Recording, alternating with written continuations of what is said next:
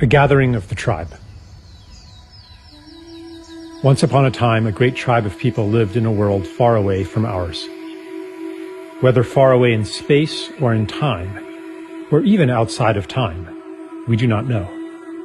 They lived in a state of enchantment and joy that few of us today dare to believe could exist, except in those exceptional peak experiences where we glimpse the true potential of life and mind.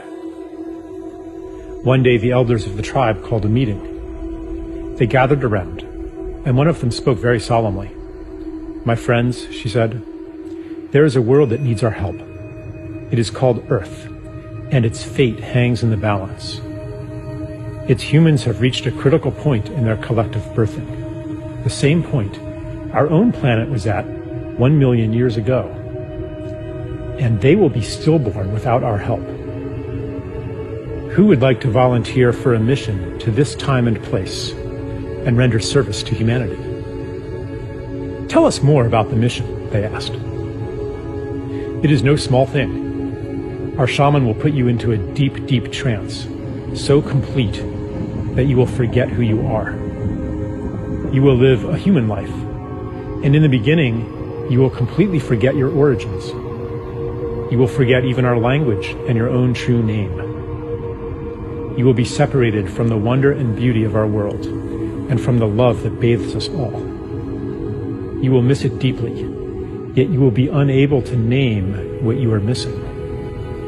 You will remember the love and beauty that we know to be normal only as a longing in your heart.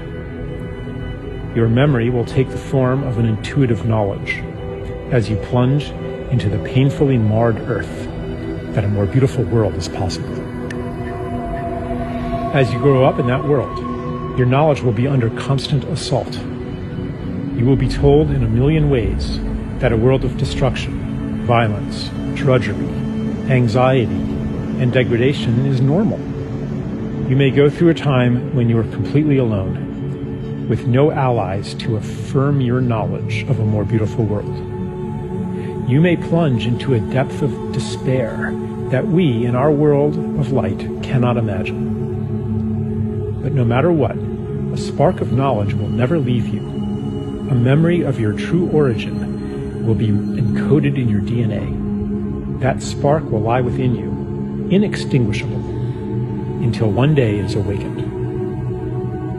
You see, even though you will feel, for a time, utterly alone, you will not be alone. We will send you assistance, help that you will experience as miraculous, experiences that you will describe as transcendent.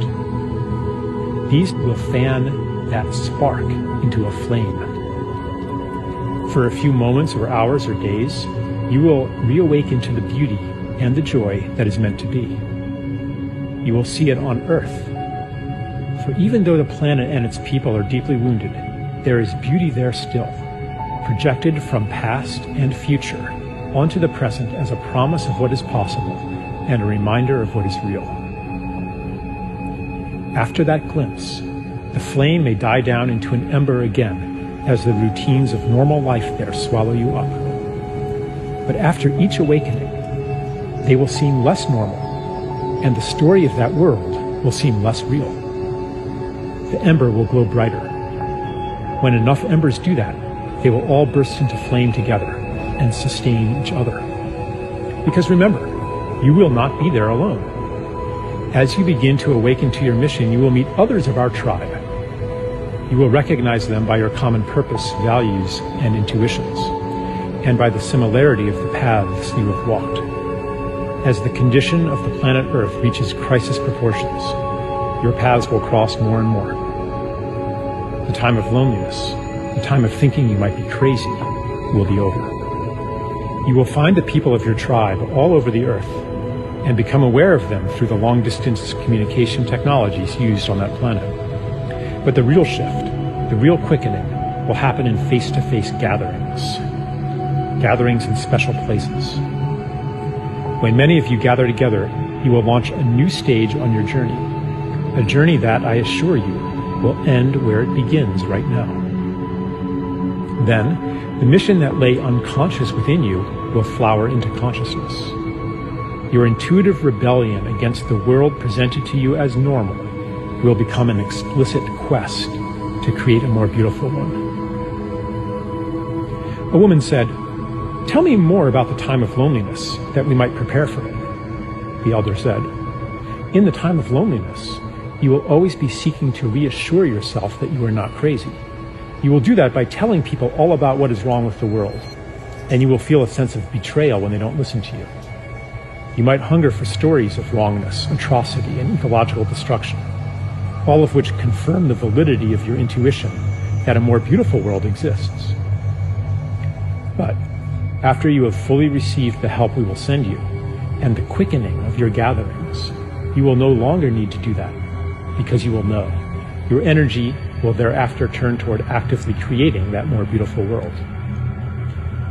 A tribeswoman asked, "How do you know this will work? Are you sure our shaman's powers are great enough to send us on such a journey?" The elder replied, "I know it will work because he has done it many times before. Many have already been sent to Earth to live human lives and to lay the groundwork for the mission you will undertake now. He's been practicing.